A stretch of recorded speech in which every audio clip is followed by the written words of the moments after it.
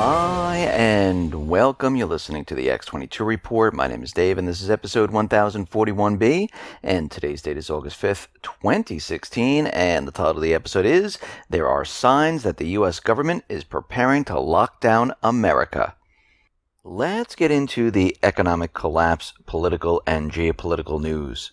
Now, we've been talking a lot about how the various agencies, on how they spy on Americans, which is completely a violation of the Fourth Amendment. And we can see that they're taking this to the next level. Now, we know they're creating this database where they're correlating all our information. We know that the states, DHS wants all the states to come in compliance with the Real ID, which will have your fingerprint, a barcode, an RFID chip, and a retina scan, and all your information will be uploaded to a database and shared among the other countries. And they will keep tabs on you, where you are, your movements, and everything like that. And we can see that the FBI is pushing their facial recognition system, where they're creating this database, and included in this database are not just criminals, but everyday people. And they continually increase the number of people in their database. Now, the Department of Homeland Security, they're looking to Silicon Valley for facial recognition drones. And they will fly around. Right now, most likely they'll be on the borders to take snapshots of people's faces and put them into the database. And I wouldn't be surprised if they expand this inward from the borders, where they'll use them to track different individuals. And, of course, there's a lot of groups out there saying that, this is against our rights, and they're always out there saying this. But once again, we see the U.S. government violating our rights, and we all need to take precautions no matter what it is. I mean, for those individuals who want to keep their emails private, they don't want the government collecting the emails or your texts, I would use apps or email systems that are encrypted. For those people who don't want to be tracked with their cell phones, or you want to protect your credit cards because they have those chips in there and people can walk by with scanners and lift the information, I would use a product like blockitpocket.com, where it's a sleeve, it's intertwined with different metals. You can slip your iPhone, your iPad, your credit cards into them. It will block the signal. If you are keeping your information on your computer, I would use an encrypted app. And I know this is not foolproof, but what it does, it gives a message to the government that we're supporting our rights. We're saying, no, you don't have the right to look at my information. No, you don't have the right to scan my computer. No, you don't have the right to lift my email, my texts. And of course, as we know that, and I know people are going to write in saying, well, encryption is not strong enough, it doesn't have, they can still break it. Well, people can still break into your house. People can still break into your car. People can break into your house and break into your safe. But you still lock your car. You still lock up your house. You still keep your safe. Why? Because it gives you security. For those individuals, they try it and they leave. There might be others that will get in, but it's the first line of defense. Just like using encryption. When they try to get in, they say, oh, wait, this person is using encryption. We can't get in there. They might skip it and go someplace else. It also helps you with hackers. So whatever you're doing, protect your information. Protect your valuables. Protect everything. Because you have a right to privacy. No one needs to look at your information unless you let them. Now, Obama has supported a ban on nuclear testing since his early days in office. But he has been unable to rally support for ratification of the nuclear test ban treaty in the U.S. Senate. And it sounds great. It sounds like something that everyone would want, that, we need to stop nuclear testing.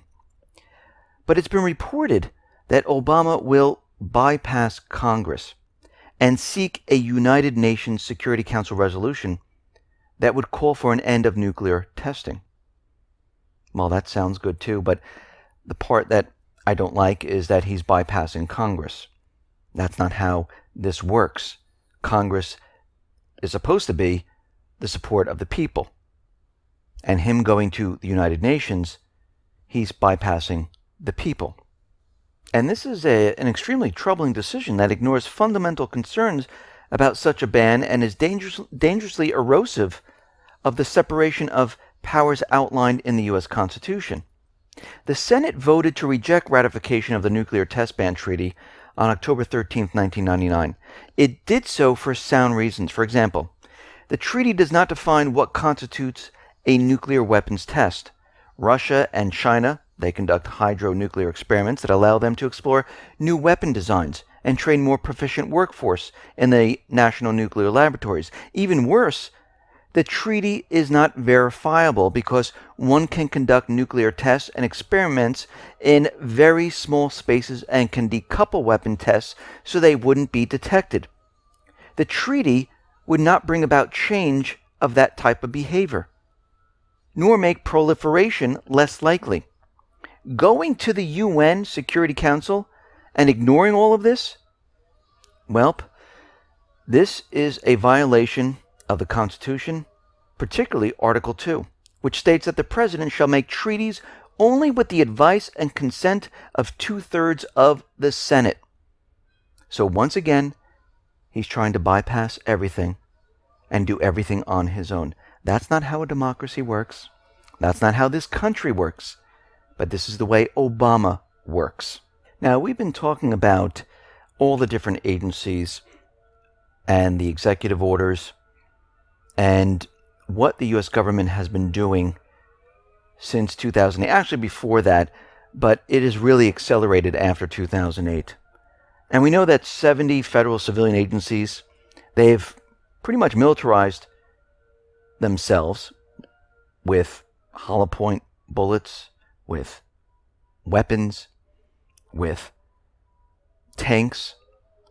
We see that the EPA, the FDA, the IRS, Fish and Wildlife Department, National Oceanic and Atmospheric Administration, Department of Veterans Affairs, U.S. Postal Service, Social Security, well, they've been buying about, 6 billion rounds of lethal hollow point bullets.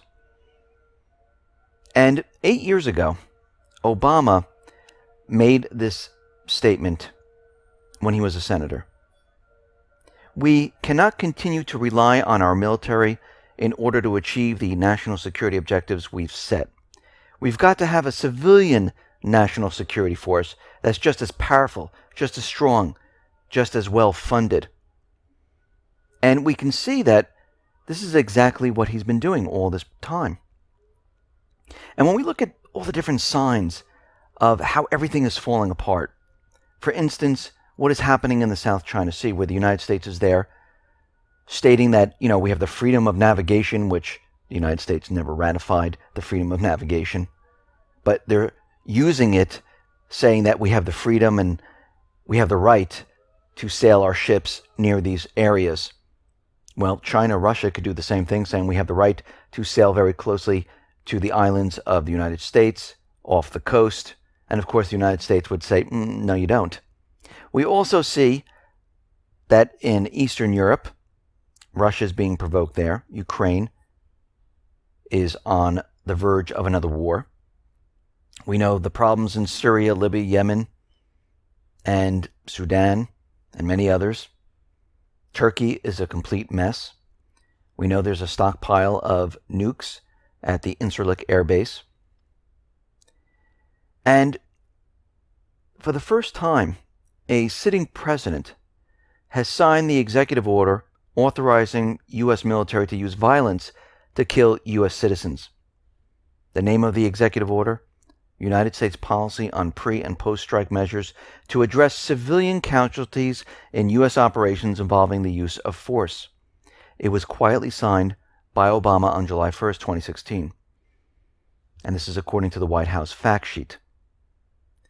We know back in March of 2012, a few months after signing the NDAA 2012, which erased virtually all due process and constitutional rights, Obama went on awarding himself the most notorious, far-reaching authority ever. his Executive Order 13603, the so-called National Defense Resource Preparedness Order. The U.S. leader, who has signed more executive orders than any other president in history, granted himself sweeping powers in charge of all food, resources, citizens, properties, possessions, civil transportation, communication, and everything else. So, from all of this, what do we see?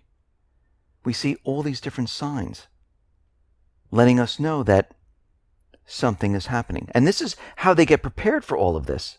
Now, 2 months prior to his latest executive order, on May 10th, the U.S. signed on with 28 other nations, approving the UN peacekeeping forces to be able to use force against civilian populations, including Americans on U.S. soil, in any given crisis or conflict. DHS, well, they've taken over the U.S. border. Border Patrol just stands down on their orders. And we can see right now, all of this is in preparation for locking down the U.S. Now, we've been seeing a lot of these false flags, and they keep talking about right-wing extremists. They're the greatest threat to the national security of this country. And what he's really talking about is dissidents, people who don't agree with the government, veterans, gun owners, patriots, constitutionalists. Anyone that doesn't see it their way. Well, isn't this what our founding fathers did? They didn't see it the way the British government saw it, the king saw it. Well, they were right-wing, radicalized individuals. So when we look at all of this information, we can see we're getting very close for the U.S. government locking down everything here. And we have a perfect storm occurring. We mentioned this before. We have war brewing in the Middle East, in the South Pacific, in Eastern Europe. We have the elections coming. We have all of these executive orders and all of this put in place. These are signs letting us know the U.S. government, they're getting prepared to lock down America. Now, out in Germany, according to the just released ARG polls, popular support for the chancellor has plunged by a whopping 12 points, her approval rating crashing to just 47%, and almost 2/3 of Germans, they're unhappy with her. And this marked her second lowest score since she was reelected in 2013. And what we're seeing right now is the people, they're not agreeing with their government officials.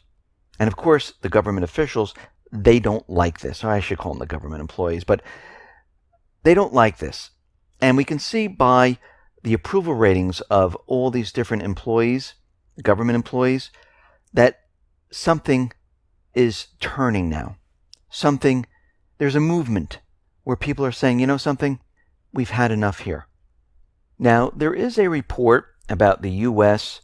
sending over pallets of currency, $400 million in foreign currency to Iran. And of course, the United States government out there, government employees, they're saying this had nothing to do with a ransom. This was Iran's money and we were giving it to them. Okay, let's go with that story. If this was true, and they were just giving this to Iran, why did they do it in pallets of cash in foreign currency? Why wasn't this an electronic transfer? Well, electronic transfers, that can be traced. Pallets of cash in foreign currency cannot be traced. That's why they did it, number one. Secondly, we have information that a cargo plane with individuals on it for American hostages, well, they were held in Tehran, and they were sitting on the tarmac, and they were not allowed to leave until they received the money. So we can see right now, once again, the U.S. government, they're backed into a corner and they need to explain themselves on what exactly happened, because pallets of cash in foreign currency, very suspicious. We see out in Yemen, the bombs that are being dropped on the Yemeni people, the civilians. Well, a human rights group has looked into it, and they have looked at the missile debris, and they have found out that the rockets used were made by American arms manufacturer Raytheon. And we know that the US, the UK, they supply Saudi Arabia with these arms to go in and hit the civilian population. They've been doing this for quite a while to tell the people, this is the message, we want our puppet government back in power. You cannot have your own leader. You cannot elect your own leader. We will tell you who your leader is.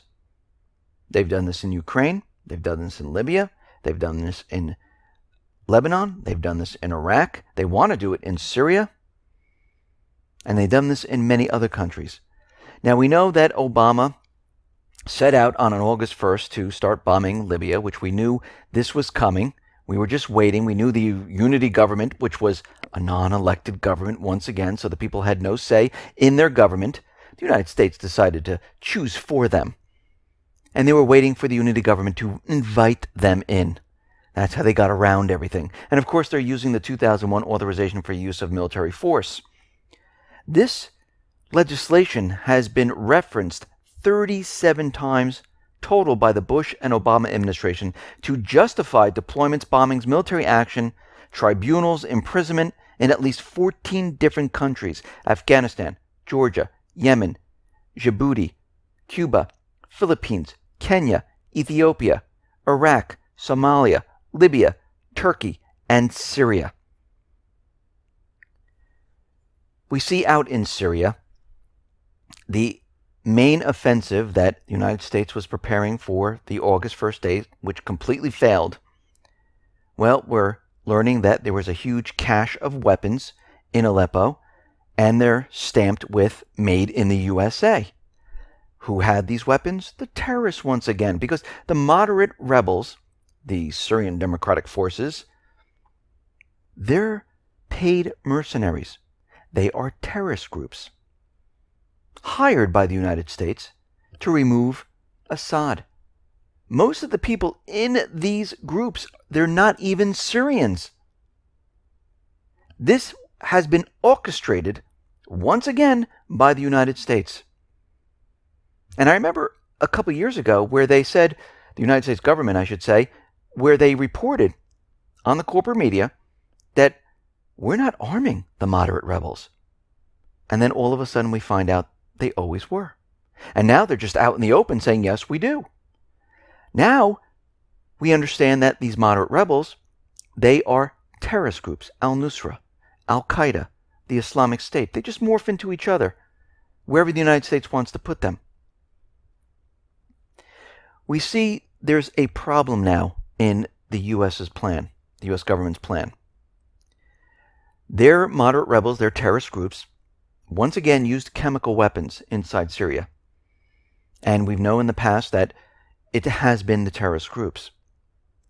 Now, Russian Foreign Minister Sergei Lavrov has said that since the extremist groups in Syria are using chemical weapons, poison gas on the civilians, we're going to intensify the bombings on those groups. Now, this is going to be a problem for the United States government central bankers because they depend on these terrorist groups to push their agenda. And Russia knows this, China knows this, and the U.S. is having a major problem. This is not a grassroots uprising. This is a paid uprising orchestrated by the United States government central bankers. Now, the U.S. State Department, they just kind of brush aside everything the moderate rebels have been doing. If it's a chemical attack, if it's beheading of a child, if it's torture of the people, they just don't care. Yes, the U.S. condones this type of beheading or chemical attack, but guess what? They really don't care, and they're not going to go after their proxy armies. Now, Obama, we're seeing a lot of propaganda come out of Obama right now, where he's saying that the cooperation with Russia in Syria is not going well. Well, it was never going well. The United States made a proposal to Russia. We'll coordinate our efforts as long as you remove Assad from power. And Russia said no. The people will decide if Assad stays or goes. We cannot make this decision. Well, that was the precondition on this proposal. So now, this didn't work out.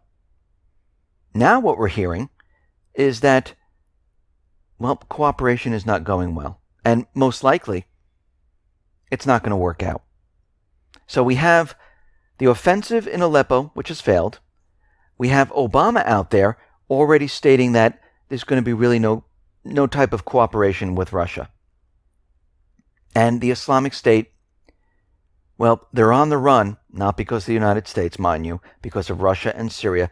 During the period that the United States was inside Syria bombing, the Islamic State increased their area, not decreased. The only time it started to decrease was when Russia and Syria got involved together to actually bomb the Islamic State.